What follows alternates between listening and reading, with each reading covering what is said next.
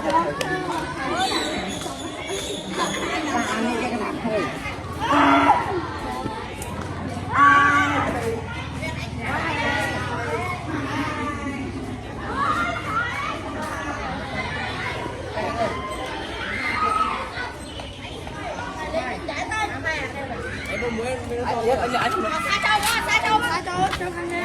video hấp dẫn.